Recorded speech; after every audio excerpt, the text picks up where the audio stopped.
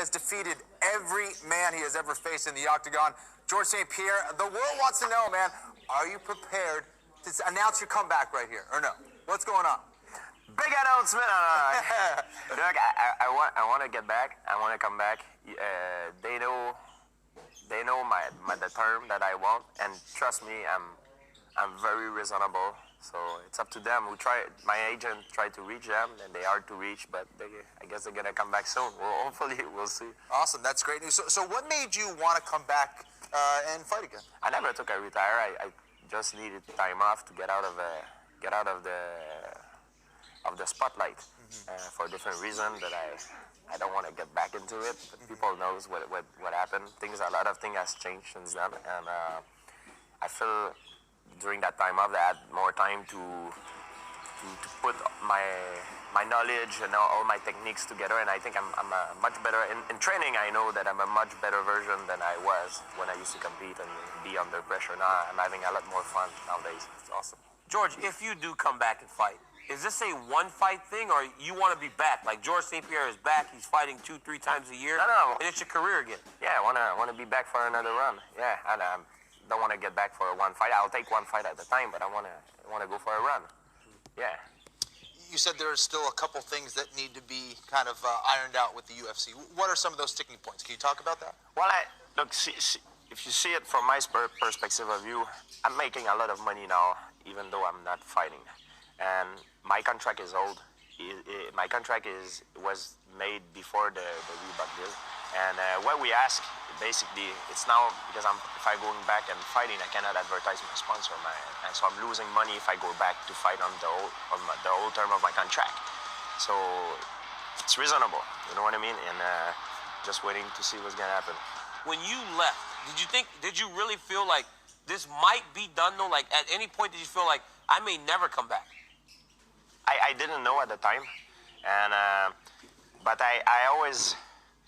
I feel the fire of the competition inside of me, but even more so now. I would not have come back just to come back. I wanted to come back if I'm better than I was, because the sport has improved as well. You know, that's why it's very hard as a champion to stay champion, because the sport will catch up to you. You need to reinvent yourself. People say, oh, you don't fix something that is not broken. This is not true. You have to fix it and make it better and stronger, build a better foundation. I just have a lot more fun, I'm more hungry, and that makes all the difference in the world. George, I know when you came back, you said you wanted to do it right, you know, and actually the 4-month testing window just happened on August 10th, which means you would technically be eligible to fight December 10th, I believe. Yeah, what a coincidence. A coincidence that it's going to be in Toronto. So what can you say about that? Is it a possibility we'll see you in Toronto? I'm glad that you brought it up, because I thought maybe coming here you would have something special to announce me, but unfortunately it looked like you don't. So I know. I don't know. You're part of the UFC, so I thought you may have some DC, do you have any information? Are we going to get this guy in? You know, I'm looking at him right now.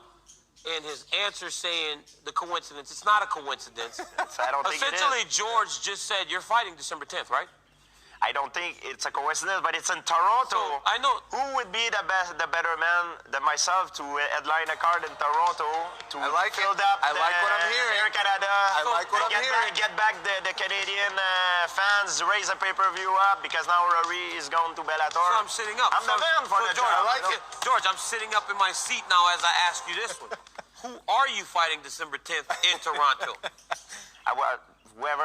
Give us a name, Georgie boy. I'm glad that you you brought it up. Who you would like me to fight? I want you to tell me who you're fighting. You're George St-Pierre. You make the rules. George, give us 3 names that you would say yes to right now. Are there 3 names out there you say, okay? It's Tyron Woodley. I would fight Tyron Woodley. And Nick Diaz, I would fight Nick Diaz. Maia looked pretty good in his last fight. I think these guys can elevate me. Yeah. They're not guys that I'm necessarily supposed to beat. So it's a big risk, but I'm willing to take the risk because these guys gonna elevate me. To be far in this game, you know, it's not about who got the biggest balls, so to speak. Sorry for the word, but it's not about that. It's not a straight line. You need to know who to go and to be able to elevate yourself, and that's what I'm trying to do. I want you to listen to something, George, and I want you to tell me what it makes you think. George St-Pierre doesn't have that I want to be a world champion attitude anymore. Yeah. He doesn't have that drive and that desire that he once had. And if you don't have that, no, you should not fight. What do you think made Dana White say that? Is that a negotiating tactic? He doesn't know anything about me. He doesn't know. I'm a smart guy. I'm not the kind of guy you're gonna say that, okay, I'm gonna sign if I'm gonna fight for a peanut. No. I'm a smart person. It doesn't work, these things on me. But I gotta tell him something like to Dana. It's like, let me fight once. And you'll see in the first minute of the fight that what you just said is wrong. So you do want to come back and fight and Yes. be the UFC champion again, though? Because Yes, it sounds like he's saying George doesn't want to be the champion anymore. Let me fight Tyron Woodley, then we'll see if I want to be world champion again. Yeah. You see, I understand what he means, and I'm not angry at Dana. He does what he does for the best of his interest. I do what I do for the best of my interest. And one day when all that's gonna be over, we'll probably be friends, like most of the guys that I've fought. But now it's like a game, you know. He's doing his game, I'm doing mine, and we work for the best of our interests. But let me fight once, you'll see. George, No, not once, but you'll see after the first minute of the fight, you'll be like, oh yeah, he's serious. Yeah. with that in mind, what's more important to you? A big fight, a super fight, or getting the title? I think the title I've had it before. I wanna fight the big name, because sometime in this business, the guy who's the champion is not necessarily the biggest draw. He's not necessarily the best guy. He's the guy that has a title, but maybe the guy who's the best guy is sitting in his couch, you know, like or. So I want to fight the guy that people want to see me fight, you know. I want to fight the fight that excite me, you know, or the fight that are the biggest draw. That's what it is. George, you come back and you fight. I mean, you've done pretty much everything. Every fighter across the board respects you for your accomplishments. What's left? What's left to do in this sport of mixed martial arts? It's a good question.